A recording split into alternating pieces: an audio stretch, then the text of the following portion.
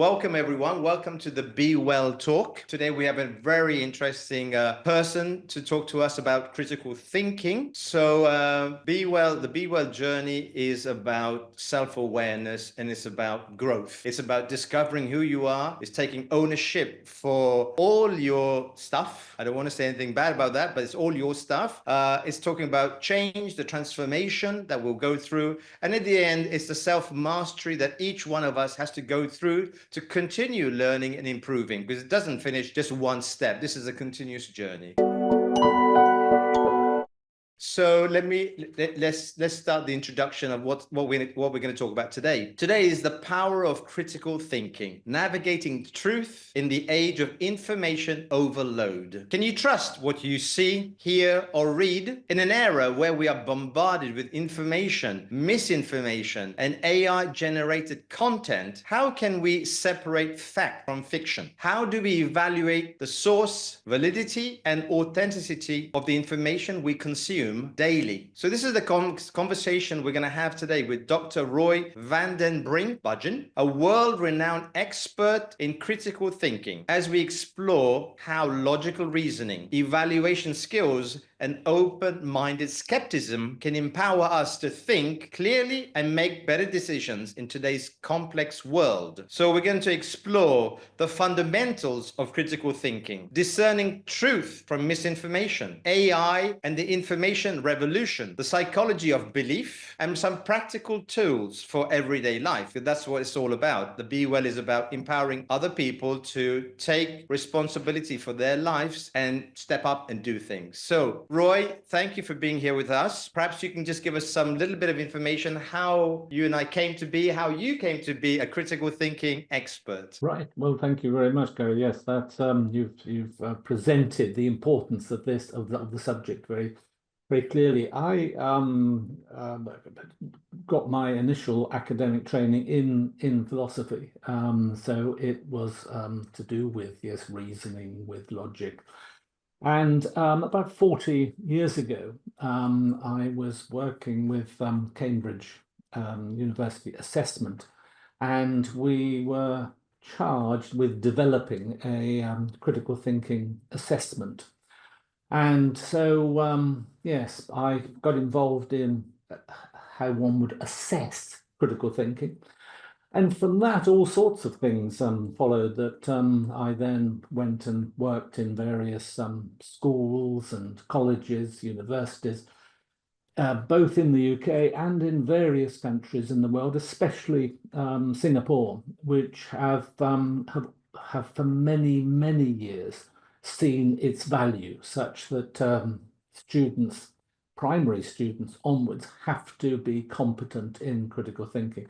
And perhaps it's no accident that Singapore scores so highly in the PISA league tables. It does very, very well in education.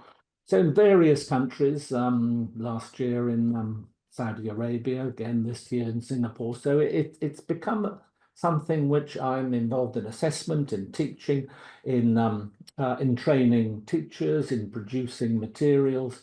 So it's become, yes, the central part of my academic life.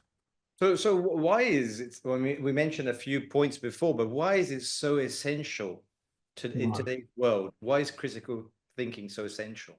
Yes, that's a very, very good question. And perhaps we need to just briefly think of its history, that it emerged in the form in which we're talking about now, really in the 1980s, when traditional logic teaching produced students who could think in traditional logical ways, but couldn't apply that to the real world, as we would say, because the real world doesn't deal with strict logical forms. It doesn't go around having if A then B, if B then C, if A. Yeah, give us an example, Roy. Give us an example of that. If the world doesn't function in a logical way, give us an example.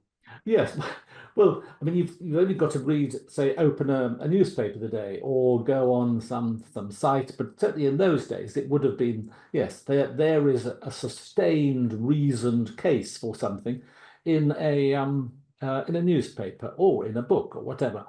But you couldn't apply Aristotelian logic to it because the author didn't write like that. What the author was concerned with was establishing what was a good case for something. It wasn't a strictly logical case. It was a good, well-reasoned case. So that students who might well be competent at formal logic suddenly found themselves unable to deal with this sort of work, which could be, very well reasoned, poorly reasoned, or whatever. So it was the thing, we would teach students logic, but they couldn't take that logic into the real world where people didn't write like that, didn't think like that. It's and so it was, you can say, well, that doesn't follow, that's not logical. And you would have to say, yes, but that's using strict logical form rather than, if you like, are we talking about, is it common sense or is it analytical? What is the, because there's so many conceptions or misconceptions of critical thinking. What are we talking about? Yes, there are. I mean, I would put common sense on a shelf and we can come back to it, but it'll have to sit there. But yes, what is it's seen by many people as perhaps just because of the very word critical thinking, as well as being critical in the sense of being negative, which it isn't. It's also seen as something possibly unimportant, so that, well, does it really matter? And you would have to, I think what I think, and that's all I need to know. But you've also, yes, you've got this other point where it's too abstract. It doesn't apply to the real world, which was the great challenge of critical thinking, to take logic and apply it to the real world. But you've also got this point, it was seen as subversive. So that I can remember some years ago when I first went out to Singapore and I was asked to address this vast hall of parents and explaining what critical thinking was going to be about. And after, I don't know, 40 minutes presentation, you then ask for questions. And the questions were, without exception, aren't you going to teach my child to disagree with me? Aren't you going to teach them to argue with me? And I said, well, they might want to raise some points, but it's not in a sort of frivolous or negative way. They might say, can we talk about the way in which I don't know, the river pollution is a problem in Singapore or whatever. So it's not being mischievous, it's not being negative, it's enabling your children to actually be better scientists, be better economists, be better artists, and so So would you say critical thinking or questioning is subjective or is it objective? It is objective in the sense that there is a framework of what we would expect to, say, a good reasoning to be. And somebody might say, well, I don't agree with you. And I'd have to say, well, let's look at your argument then. But no, that's why we can write textbooks on it. We can write textbooks about critical thinking. We can have assessments of critical thinking because it isn't subjective. It is objective in the sense that there are certain rules of argumentation. There are certain rules by which we would evaluate what. So the framework, Roy, which is objective, not subjective, we said, okay. But yes, my question would be, is the framework of the questions, like the who, the when, the why, how, and so on, those questions that go to actually get a better idea of the case, could the questions be subjective based on the person's background, environment, education, etc.? Absolutely. Yes. I mean, certainly that is the case. Yes. I mean, somebody might want to say, well, in my experience, this happened. So what do you say about that? Or, from my background, I mean, it might well be you've got some, like in certain industries, you have got decision making, which is based on certain calculations. And they would say, well, in my industry, we need to look at the evidence in this way. Somebody might say, well, in the work that I'm doing, yes, I need to focus more on, say, evaluation of arguments rather than production of arguments, which is fine. So yes, we might well bring a subjective tone to the things. But in the end, we should, if critical thinking is doing its job, be using the same tools, Yeah. but in different contexts. So you can say take I don't know, a Shakespeare play, and you can take a piece of physics, and you can you can evaluate them in terms of questions they're asking in the same way. Yeah. So Yeah, the question was just because we're in a multicultural global society nowadays, and so I suppose you being in the UK have a set of questions or a set of biases or a set of an approach to critical thinking. With those questions, someone who I live in Italy, or someone maybe living in Saudi Arabia or Singapore might have a different cultural approach to critical thinking. That was the point there.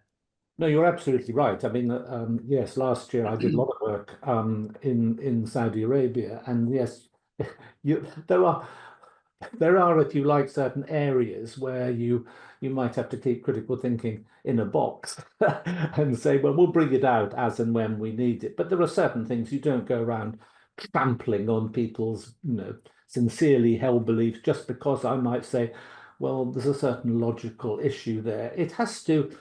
Critical thinking has to live out there in the world. And so there's not, if you like, though at one level there is one model, it's a model that then has variations depending on where you are.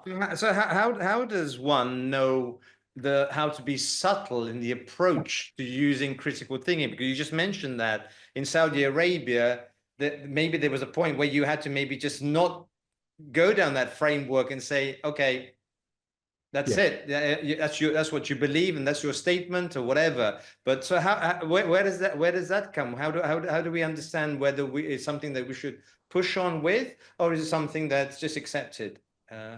Well, yes, I mean, I think this is important.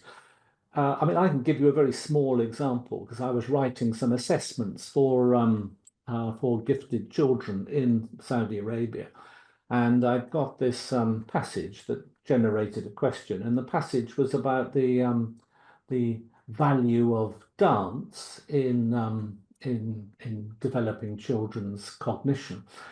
And so I wrote this piece, and then it came back to me with a stern point. You can't use the word dance here because it suggests connection between male and female. And so I was told I had to use the term movement to music, which at one level makes no difference in terms of the logic, but it was an example of the sensitivity which one has. And clearly there are some things that if I was writing stuff for the UK, I know what I can, if you like, get away with. Whereas in Singapore, I can't. And also in Saudi, in Singapore, where like there, questioning the government is a problem. Well, it's an issue in Singapore. It's presumably in Italy, questioning the government is very, very frequent, and certainly in this country, it's the same. So yes, there are certain areas where you say, well, the evidence takes us this way, but one would have to say, yes, it might take you that way, but let's just not take it that way. Let's just sort of say, well, let's take some different evidence or whatever. So yes, would you say critical thinking is a skill that someone can learn, can be taught, or is it some innate talent that one has? No. I'd very much be the former. I mean, I have spent many, many years of my life teaching people to have these skills, and I've worked with kindergarten children. I've worked with MBA students. right across the board. I've worked with, yes, teachers, with the British Army, with one of the big banks in this country, and you tailor the content, but essentially you're doing the same thing. You're developing the skills. And it might be some people learn the skills more quickly than others, but essentially it is a skill-based area. To say you are a critical thinker, you would have to say, then I have certain cognitive skills that But I. my question here would be, Roy, why aren't we all critical thinkers? What I mean, it makes sense what you're saying. To actually, someone gives you a statement, a belief, and you question it because it's not your belief or not your. Uh, Well, that's a huge. Why aren't we born critical thinkers? yeah, Yes. why don't we all have this skill? Why is that? Why is Well, some? I suppose what I'm doing is I'm taking clearly there's a cognitive framework that you have, that each person has, well, unless they're severely damaged, but they have, and you simply build on this so that young children learn that things have causes and effects. Things have a ranking of order in terms of preferences or whatever. And they would understand there might be certain subtleties of language, but you take this and you build on it. So, for instance, it might well be that a child has seen that if you do X, then Y happens, and you might want to say, well, perhaps it doesn't always happen in that way. There might be reasons why it doesn't, and so we're investigating what's going on. The use of language as well, where we might say, well, that's really uh, not a good thing, and we would then want to look at, well, what do we mean by that? So all the list of skills are simply, if you like, yes, building on this cognitive framework that we arrive at, but we wouldn't necessarily become critical thinkers because we're very often surrounded by people who aren't. So that yes, I mean, like children might say, "Well, my dad says this," and you have to be very careful and say, "Yeah, well, that's an interesting position," but there might be other ways of looking at this. So that being skillful at thinking is something which, yes, does need developing, it needs practice, it needs application.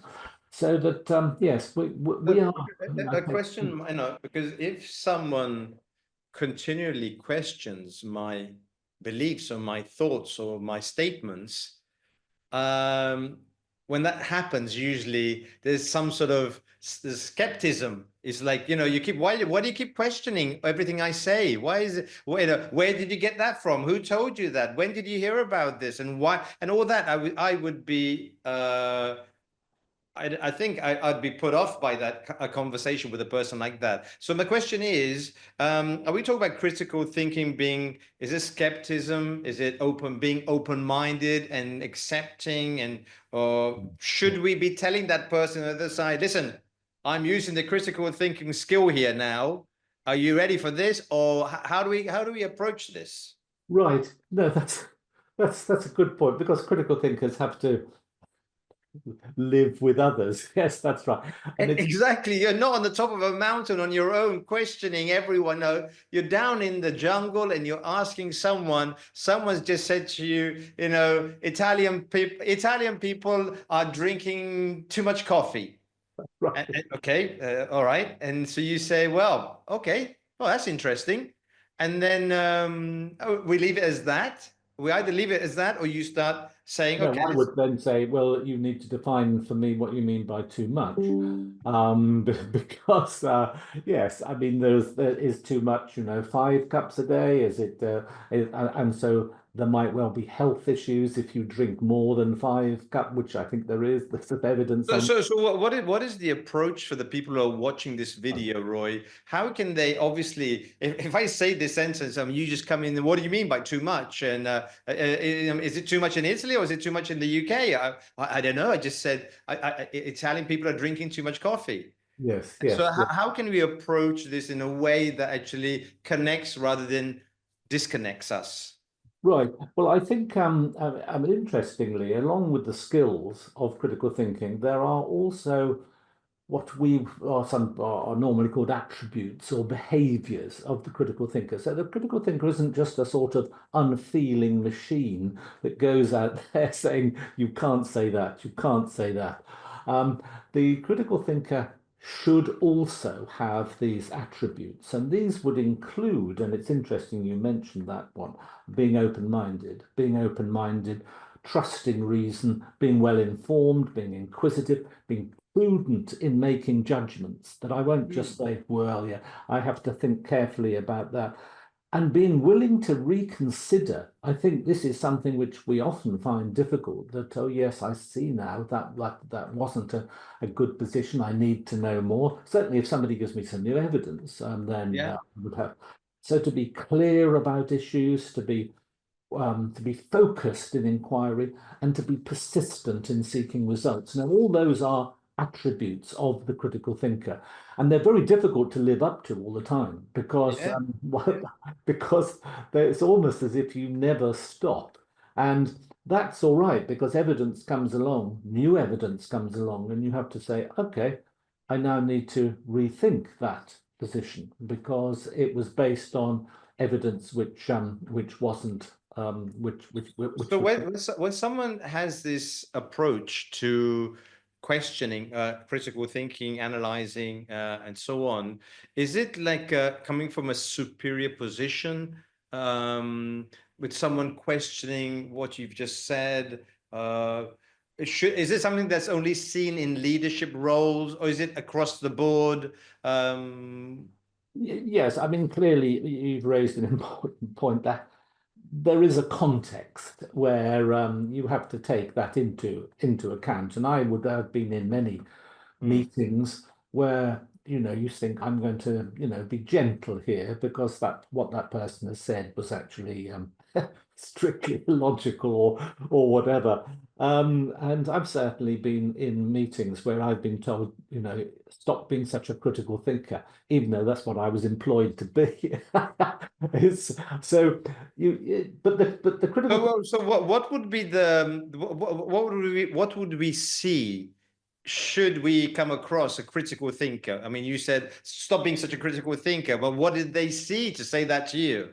Well, I'm sort of questioning evidence, I suppose. I would say, well, is that evidence enough for us to be able to have that as a policy in this company? Do we need to know more?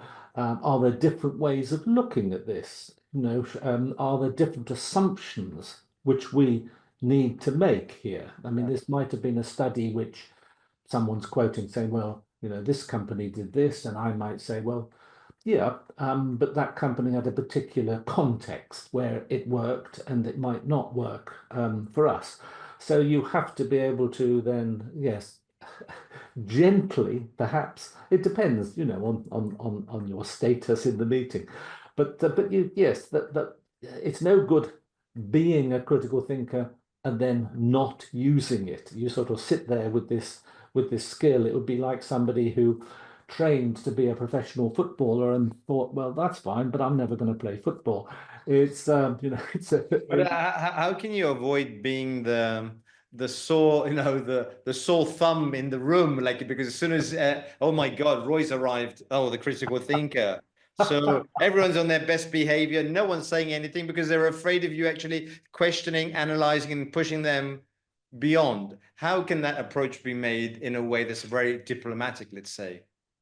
well, I suppose I hope that I I am sufficiently gentle in that way because clearly what you wanted, if that's your role to be to be the critical thinker in decision making, then you would have to say, well, should we just have another look at the evidence? Shall we just say, well, might there be another way of explaining this evidence? Might there be some more? So it's done in a sort of constructive way because, yes, being destructive, it's just bad behavior for one thing. I can, and I sometimes have to stop myself when I'm talking to them and say, come on, pull back now.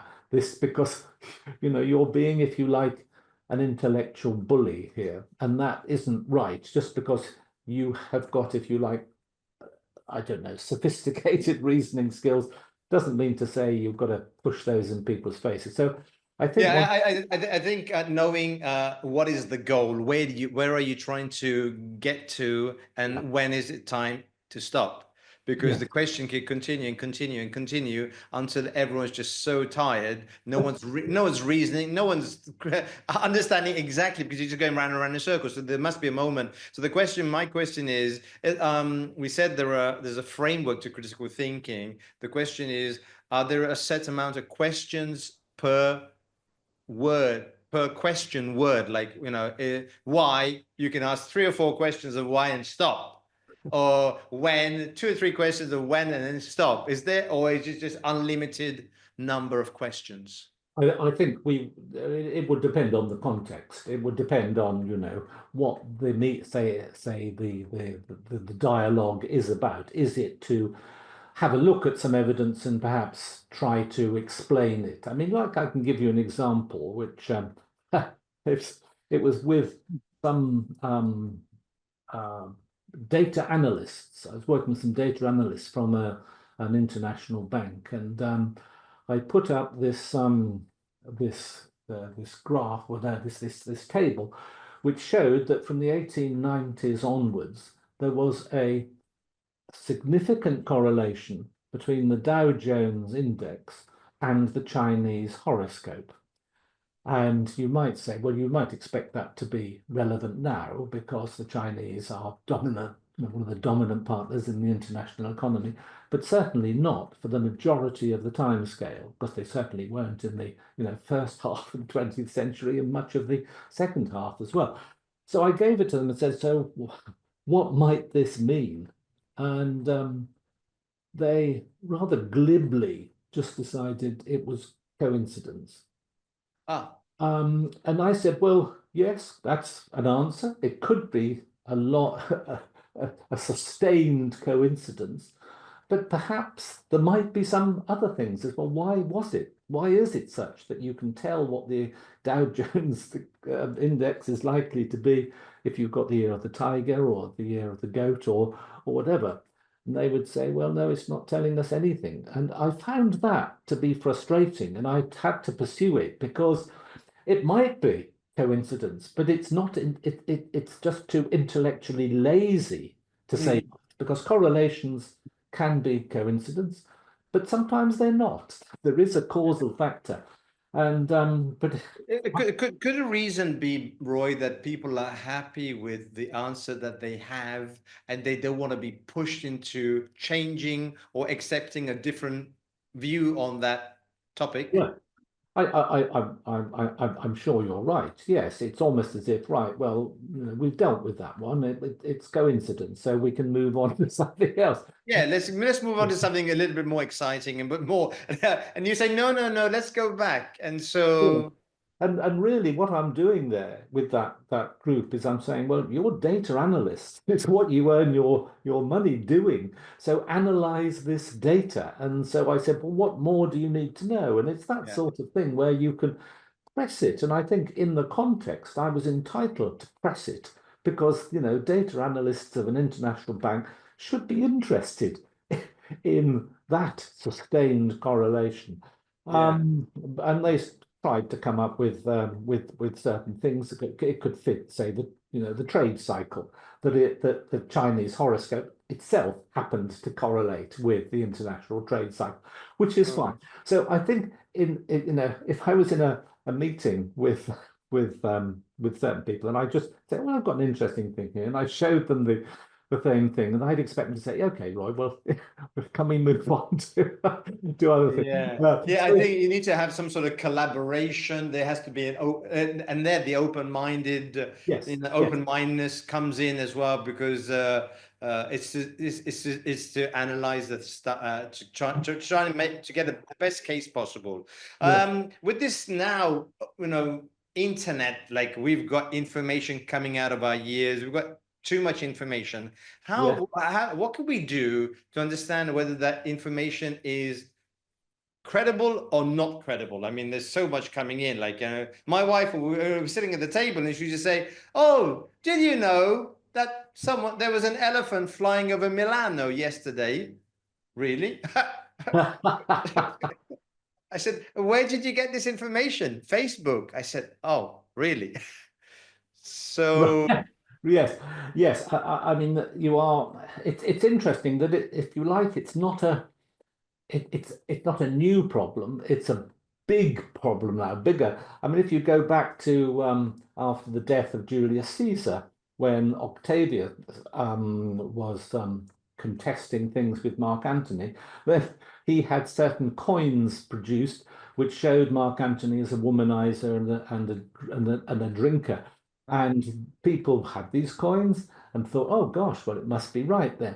So you've got misinformation there. You had the famous that great moon hoax of 1835 in the US, where a newspaper said now with the new telescopes we can see civilizations on the moon.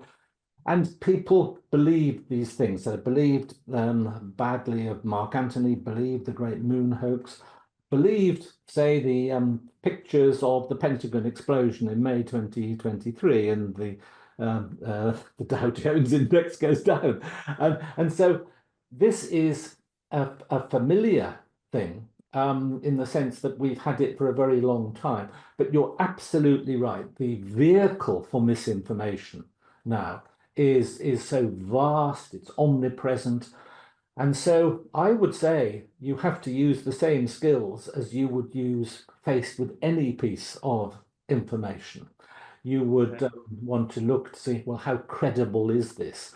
What is the source? Is it a reliable source? So you are. I know it's difficult, and certainly these days with the press being, I suppose, very often controlled by interested parties, you have to then say, well, the reason that that piece of information is there and it's put in that interpretation is because of the source. So you use all sorts of, and this is where when we're teaching, say, the young students, we use an acronym called RAVEN, RAVA, the bird. And because it is to do with reputation, that is this the source reputable? yeah. Is the source able to actually see the thing that they're talking about? Were they able to see this? Have they got a vested interest in giving this information? Have they got expertise? In other words, are they in Yeah. a position to judge this? Because it might be some medical evidence, and yes, we've got, yes, are there people who are competent in judging this? And also neutrality, are they neutral in this? And so you'd want to say, well, if you apply those criteria, which we've been teaching students for some years, apply them in the same way. Is this, does it come from a reputable source? Is the person able to have seen this? Have they got expertise? So that you and I could come up with all sorts of garbage about something, and we might think, well, they'll believe us because we're educated people, we're well respected, Yeah. but it would be, but we haven't got expertise. We haven't got we're not eyewitnesses and all the rest of it. So Yeah. I So, think we, but what you were saying, just coming back to where we were talking about the telescope, where people they yeah. could see civilizations so far away, and the explosion of the White House and so on.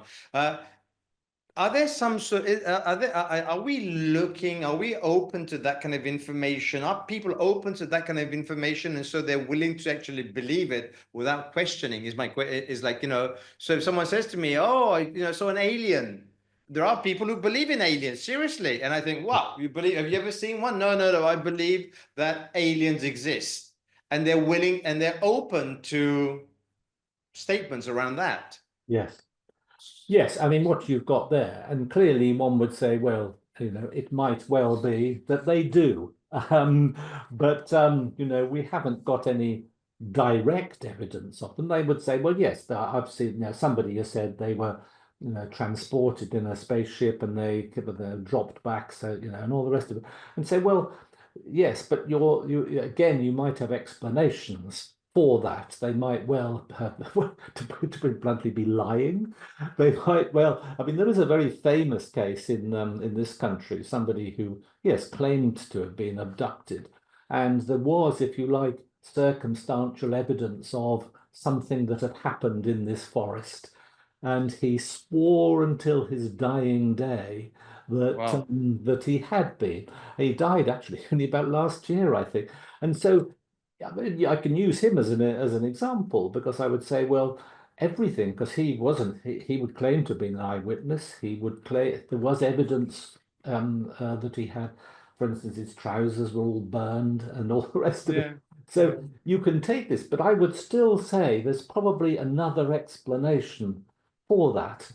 So it's So would you come across as an investigator if you were to actually question this person's belief or his what happened to him? He says that exactly what happens to him, happened to him. So well, you would look at the evidence, and the evidence actually very much supported him. This is the point. It was. yeah. So it's for me to say yes, but there might be other explanations. But I haven't got the other explanations unless it's a whole scenario that you set out to create but he never sought fame. He never made any money from. So yes. So critical thinking doesn't mean that you will always get the truth. I mean, there might be open the questions left there, not answered. You're absolutely right. And it's interesting how what we call the truth can change from time to time. I mean, there's a very famous example of a double Nobel Prize winner in chemistry and physics, which was Daniel Shechtman, an Israeli scientist, who claimed to have discovered what came to be known as quasi-crystals. And these are crystals that have a mathematical shape, but they're not repeated. Whereas crystals were seen at the time, they had to be repeated. The same shape kept being repeated. And he claimed to have found them. And Linus Pauling, who was the double Nobel Prize winner. He's the one who said, no, the man is a fool. We can't have we can't have irregular crystals. Told his university to sack him, which they did.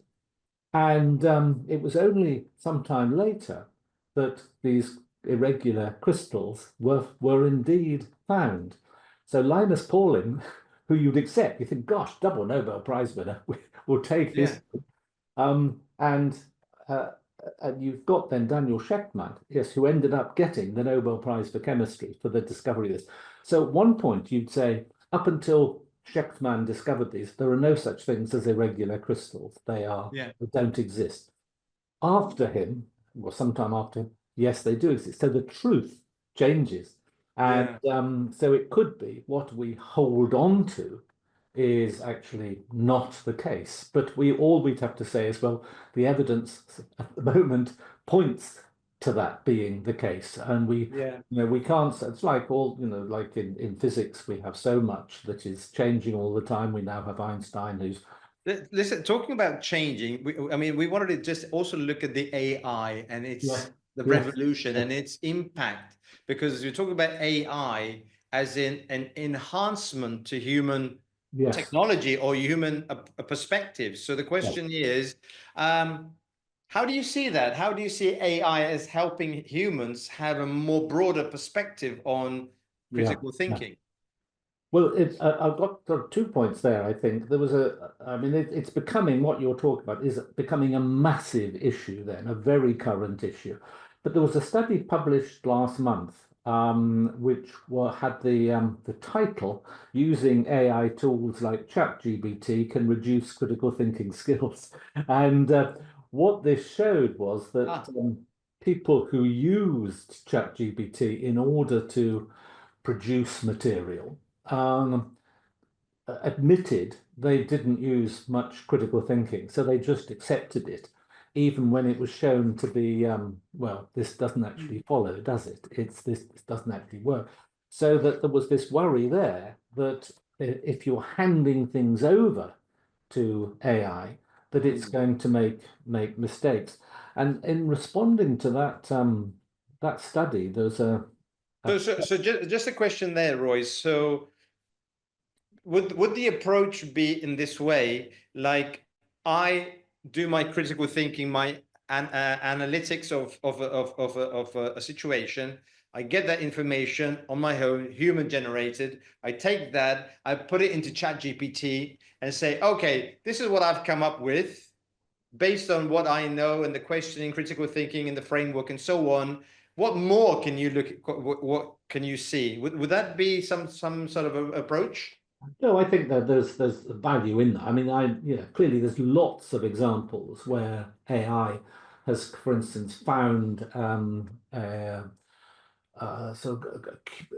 cures for certain disorders which have never, the human researchers might have taken, 10,000 years to find or something. So it can spot things and absolutely fine. I think, though, if you're relying on it to, for instance, do all your critical thinking for you, then there's going to be a problem. I mean, I have been. Well, why is that? Why is that, Roy? Why would that be a problem? Let me give you an example where I've produced for the last 3 years a critical thinking test for graduates in Saudi Arabia who are going to go on and do postgraduate work. And so I give them 45 questions on various aspects of critical thinking. And it was interesting that these questions were given to 3 different AI programs, including ChatGPT. And the ChatGPT was the best, but straightforwardly, it got some questions wrong. And so I look at this and you look at their answer and you think, well, it doesn't understand what we mean by an assumption. It doesn't understand how evidence can weaken an argument. And so it's interesting, you then tell ChatGPT, no, that isn't the answer. And it then has this polite response and says, oh, yes, I see now. But the worry is, yes, that you've got, there's 45 questions in this test. And probably that it would, well, you would not expect many candidates to get them all right. But you so would you say critical thinking is like an through humans is an updated approach, analytical approach, questioning approach, investigative approach to a certain topic, using our flexibility, using what's around us and what do we, where the environment that we're in, compared to ChatGPT or AI would be actually more static. Is that what we're saying? Well, yes. I mean, I think the point is that, like, this almost takes us way back, doesn't it, about how children learn to be critical thinkers, and it's with ChatGPT, the more we feed it, the better it will become at this. And so, it's almost like saying, well, that, I don't know, 12-year-old didn't get those questions right, but that 14-year-old did. So it might well be. And has certainly had the comment from some people, you'll be redundant one day because we can just ask ChatGPT to produce 45 questions for us. And I said, okay, well, I'll hang on until then. But I think, I mean, it might well be. Yes. I mean, if you were to deal with, say, with strict logic, say, with the deductive logic, if A, then B, that sort of thing, I would expect it to get all of those right. It's when you've got sort of nuances of meaning, where you've got terms that could have an ambiguity, where you've got to think about the status of certain additional evidence, that then it gets itself in a position where it can't really do it. And would you say human to human, that awareness is transferable? I mean, you know, if I were reasoning in that level as a human, you'd be able to pick that up, and you'd be able to follow actually what where I'm leading to. Would you say that? Yes, yes. I mean, yeah, yes. I mean, I think one could in any feedback session like that, I would say, well, I can see how you got from A to B, but you should really have gone straight to C or something like this. So that, yes, I think that yes, it depends on what we want AI for, in a way, and I think there's a great deal of evidence that it's very powerful. But what you worry about is this this point where you don't want it to replace people thinking, and perhaps there will be, you know, perhaps once I've gone off this earth, it'll be okay because you've got ChatGPT, which you can have this conversation with.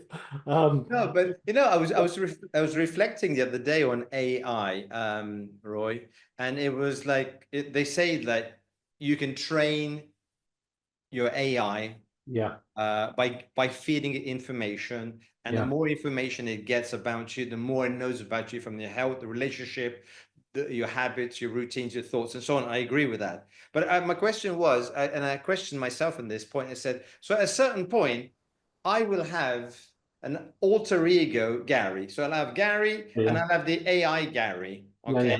So at that point, the AI Gary will agree with everything I do, because it will be just like me, right?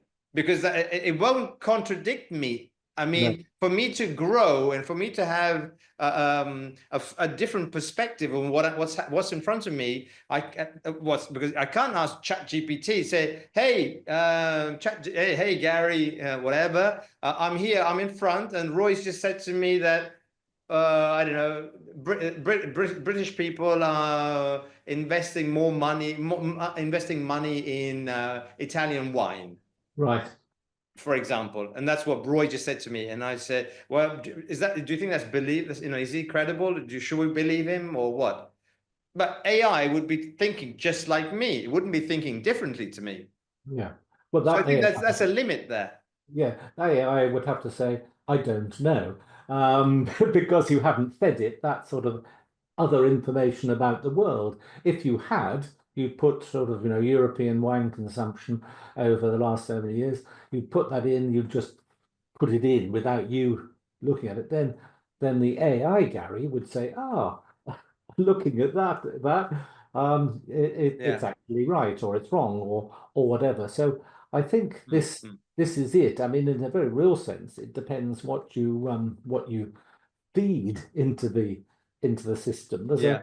There was a thing where I mean, yes, where in the 16th century, Philip II of Spain believed that all children naturally would know Latin, because it was the universal language. And so he got these small children and he locked them away for so many months, so about 2 years, I think, and then expected them to come out speaking Latin, and none of them did.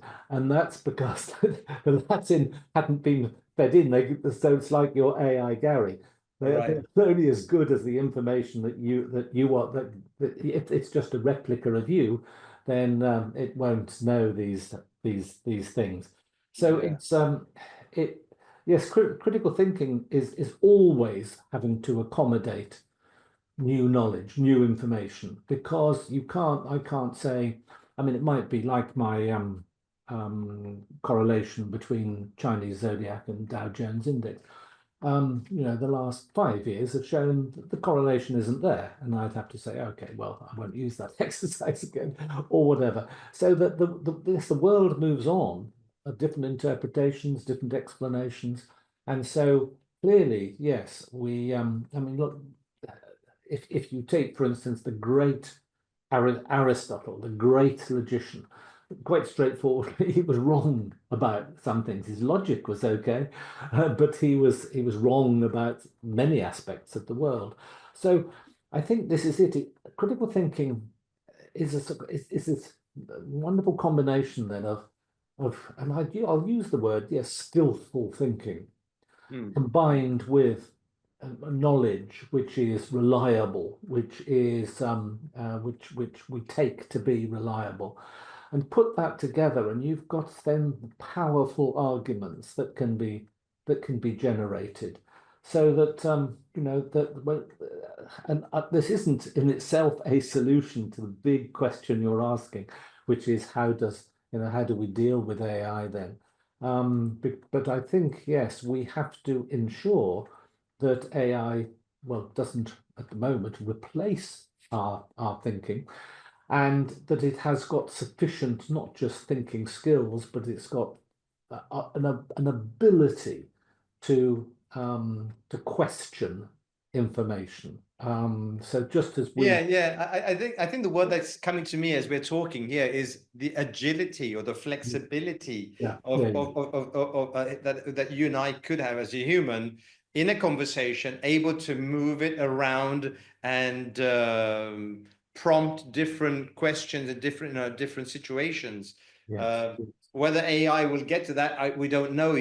Based on your answers, it might be able to, but I think that's what humans have. So we're coming to the end of our conversation. So let's give us some of these the listeners or watchers or viewers some tips on how they can approach critical thinking. Maybe are there any critical thinking books or podcasts or YouTube videos or some gurus that you would recommend that we could look at and get some more information on this topic?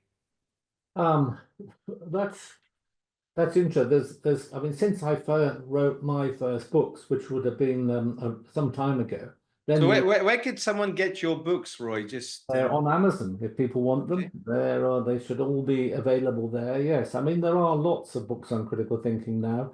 When I wrote mine, um, there weren't that many, and I can remember when I wrote my first one, which simply has the title Critical Thinking for Students, the very first one. And somebody in one of the universities said, "Why are you writing this?" And I said, "Well, I hope to reach a wider audience than just." And he said, "Well, no, it just happens in universities. You don't want to have anything that." And I said, "Well, no, I'm trying to reach those in schools." And he said, "Well, no, you don't want to do that."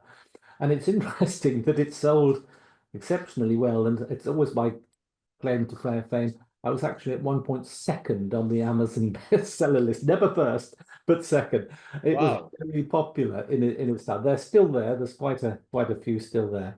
So, so, so, so people could actually go onto Amazon and find Yes, your book and they put could the get it. name and you'll get some. Yes, that's All right. right. Is there, is, Um, is there like is there like a digital version of it as well, or just paperback? no.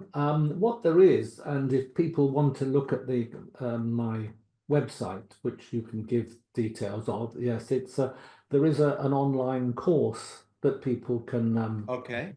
so that they contact, well, they ask to be connected, and then at a very small fee they are connected. It's a very lengthy course. It's mostly got sort of business and management examples because it was written for an MBA course, but it's got application beyond that. So they Right. can do that. And if people want to via you contact me in any way, then I'm happy to Okay. deal with that. I think Brilliant. your closing point about, yes, what it's almost like practical takeaways. Yes, they can read books and all the rest of it. I think What is something that they could implement straight away without actually going and studying a whole course or reading a whole book? well, I think essentially, and this has been hopefully what a theme we've been looking at. They need to all the time ask questions, ask of themselves, what more do I need to know? How can I explain this? Is there another explanation? What am I assuming here? What am I taking for granted? What can be what strengthens this position? What weakens this position? So all the time you're asking questions. And all the time, then you're reflecting on your own arguments. So you would say, "Well, I think this is the case," and then, in a sense, you're what was called years ago, when you submitted a paper to an academic journal, you were asked to give it to a candid friend who would then say, no, this doesn't work, or whatever. And so you give what your own arguments to a candid friend, an imaginary candid friend, and the candid friend looks at you, says, well, no, I don't think that's right. You haven't taken this into account. So reflect on your own arguments. Okay. And centrally, if it's necessary, be willing to change your mind. Because yes, we can't say, well, that's it then, we can stop thinking because we've got it all sorted. Be willing to change your mind. And there's an early medieval philosopher called Peter Abelard, who people tend to know him for his love affair with Eloise. So there's Peter Abelard, or Pierre Abelard, who said by inquiry, by doubting, we come to inquiry, and through inquiry, we perceive the truth.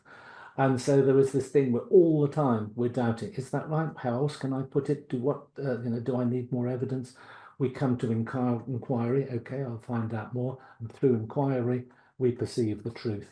I think it's just being curious, open-minded, yes, diplomatic, and asking open-ended questions. I think, to get more information before you make a decision or solve a problem, is to have as much information as possible before jumping in. So listen, Roy, thank you very much. Thank you for coming on the BEwell journey here, and hopefully some of your insights and your wisdom and your nuggets, wisdom will go out there and people will pick it up and they'll get back to you. They'll use it, and I think they will just spread the word of critical thinking. Right. Well, thank you for inviting me. And I think, yes, being well is very much fitting with critical thinking, because one is in a state of sort of contentment that one is thinking as well as one can be.